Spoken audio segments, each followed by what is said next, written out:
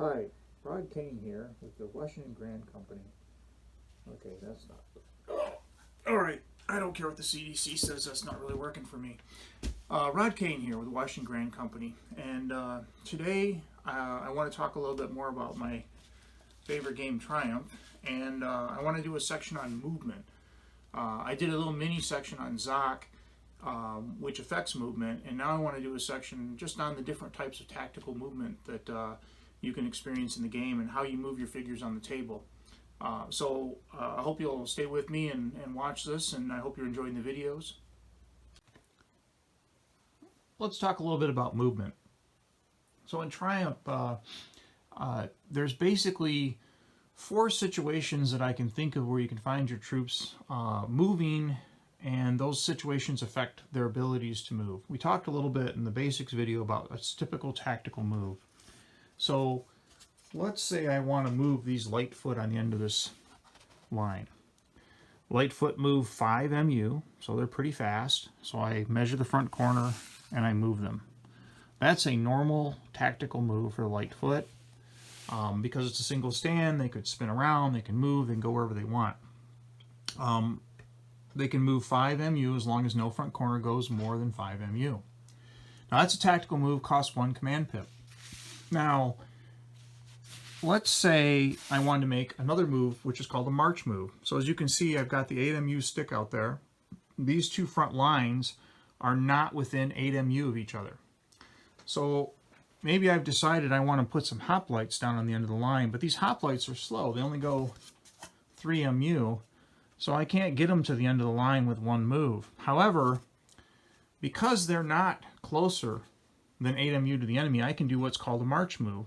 So I mark my spot, I slide them down 3 MU, which puts them about here, okay? That's 1 move. It costs 1 command pip.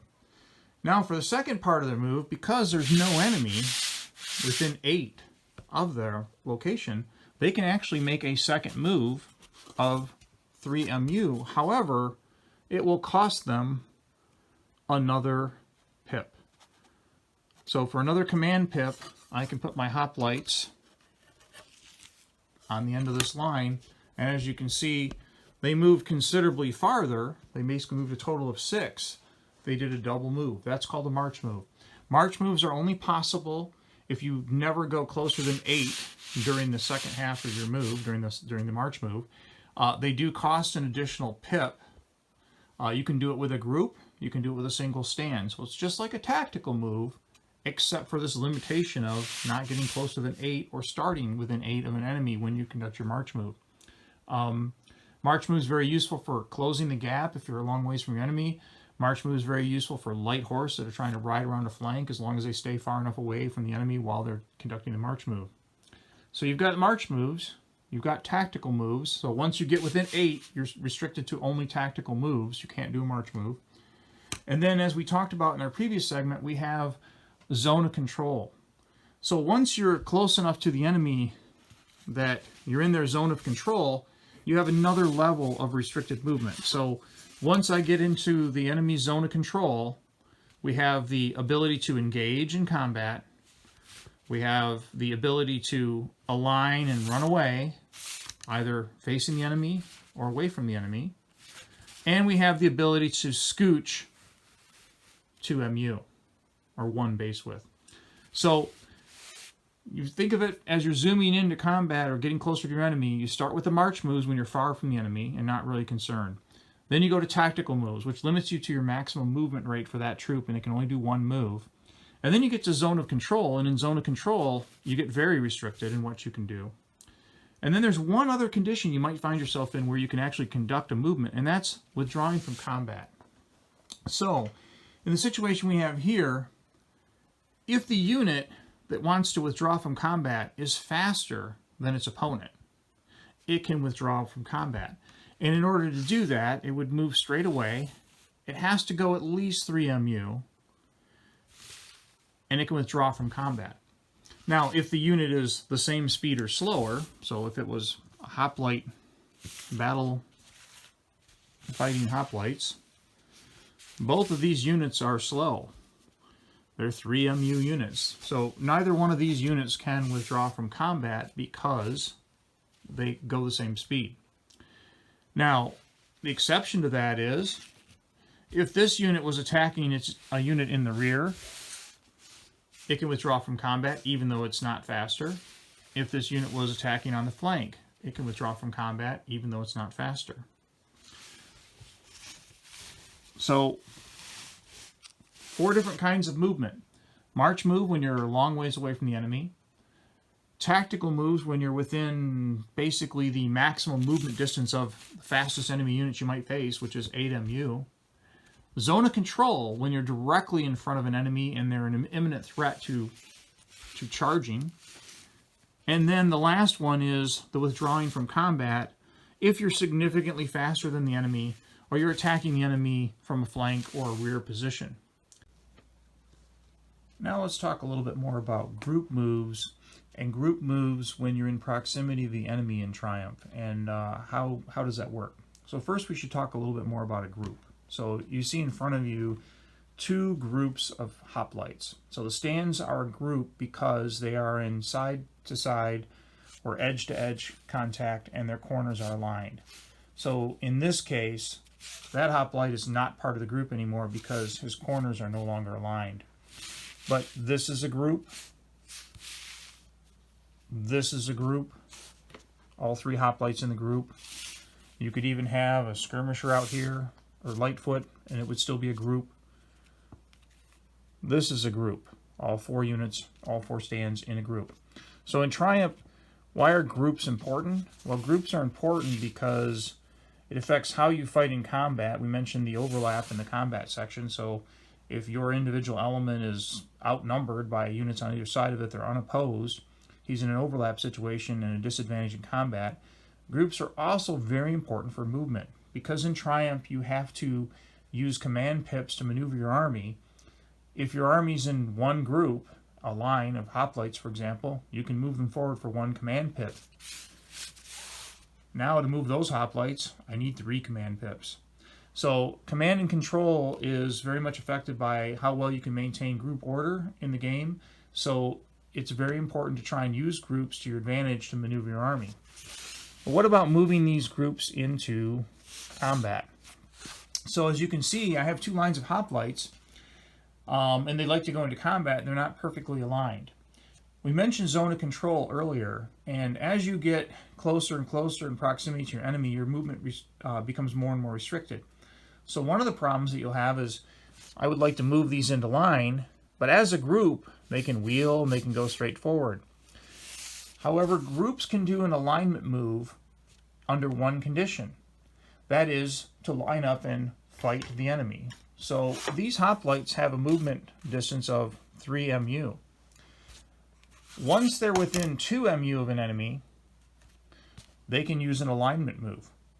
So if they are within 2 MU, they can align with the enemy, or if they're closing into contact, they can align with the enemy. So let's say they're a little bit closer, and it's the Athenian hoplites' turn, and they'd like to move in and they'd like to contact this group of hoplites in front of them.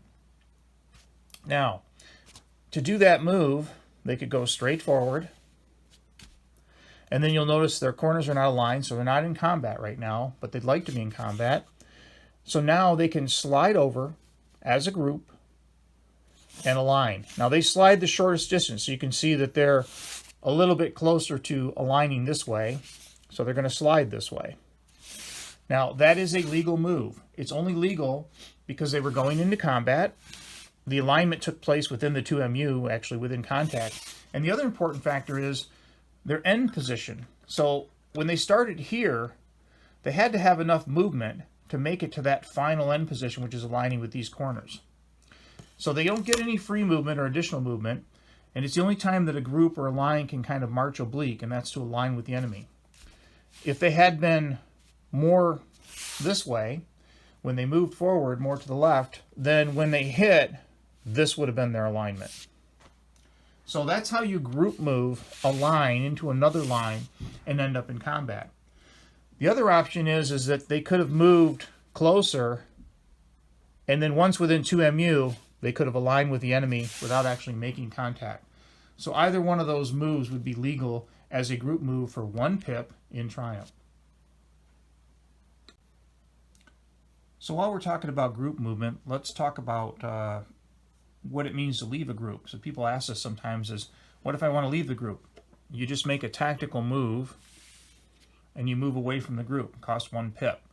In order to get the advantages of group movement, you have to start in a group, but anybody that starts in a group can leave the group. There's no penalty for that.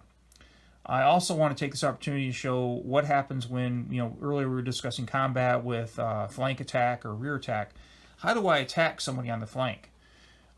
So let me use an example of, let's say these skirmishers were in front of this line. Now this skirmisher's pretty darn fast. Let's make sure he's not in Zoc. Well, let's put him right there. He's pretty darn fast.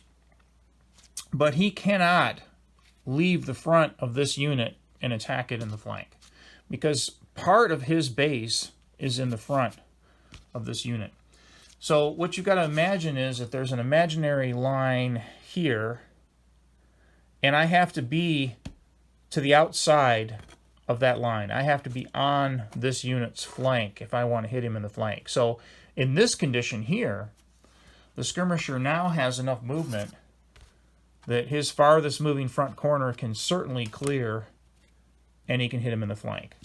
So for flank and rear movement, and the same thing applies for the rear, if I want to hit this unit in the rear, I have to be behind him already, okay?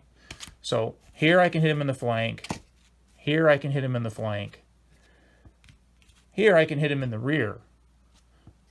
But if I started in front, if any part of my base is in front, I have to only attack to the front. Another thing about movement, we talked a little bit before about the skirmishers passing through. So what is passing through? In Triumph, there are 2 kinds of troop types, foot and mounted, and they come in 2 forms, open and closed order. Right now we're dealing mostly with foot troops because we're working with these Greek armies, but you can see the hoplites are obviously closed order, makes sense. And the skirmishers are obviously open order. The light troops, light foot, are also open order. Now, why is that important? Open order troops can pass through open order troops. Closed order troops don't pass through closed order troops, and most things do not pass through closed order troops. So these light foot cannot pass through this line of hoplites. They have to go around. Skirmishers are the one exception to that. Skirmishers are a special form of open order troop, and they can actually move through the hoplites. And the hoplites can even move through the skirmishers. So one of the unique things about open order and especially skirmishers is their ability to start out, for example, behind the line and then be moved through the line to contact the enemy. And that's a special ability of skirmishers. They can't do that as a group, though. Even though these skirmishers are starting in a group, well, they can move through the line and you can move them together, but it would take 1 command pip for each skirmisher. So to complete this group move, you would actually have to spend 2 command pips. And there might be a reason why you'd want to do that as a group and spend the 2 command pips, because there's another unique thing about moving, which we'll talk about now since I brought it up.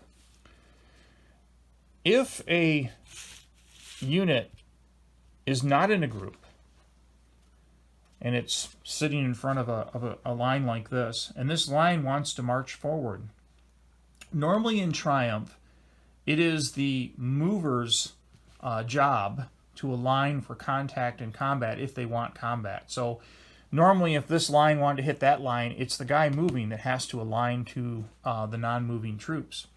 But in this particular case, if this line moves forward, when it touches that single stand sitting there by itself, this stand has to conform to the line. So as soon as it touches, the group stops, this stand conforms, and then of course you now have combat.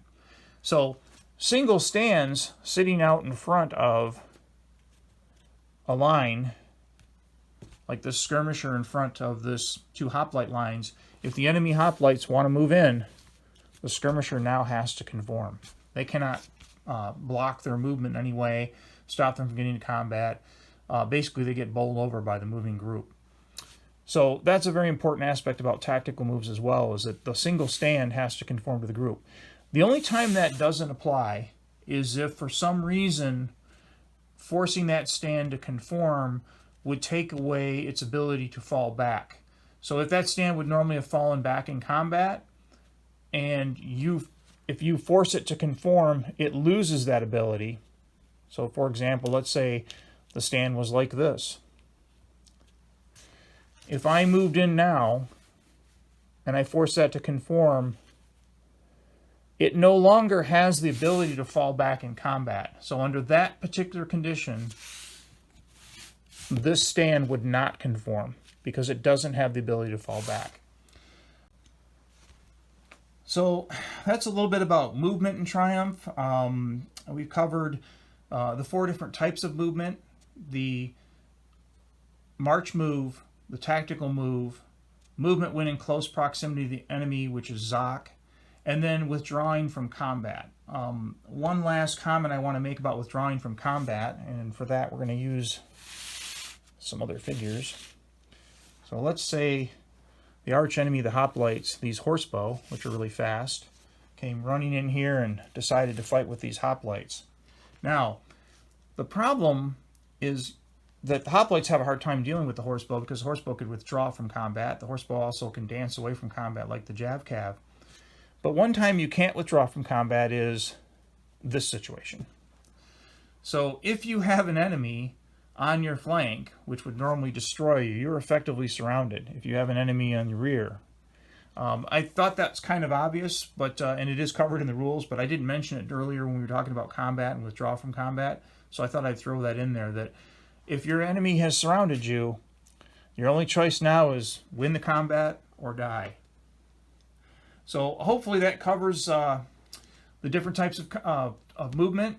So once again, march move, tactical move, movement in close proximity to the enemy, which is in Zoc, and then withdraw from combat. And I'm hoping that'll give you a good overview of the basic movements in Triumph. And as we go through these videos, we're working up to setting up a game, playing a standard game, and then we'll also be talking, depending on how long the quarantine lasts, maybe we'll be doing convention games here in my basement. Thanks again for watching.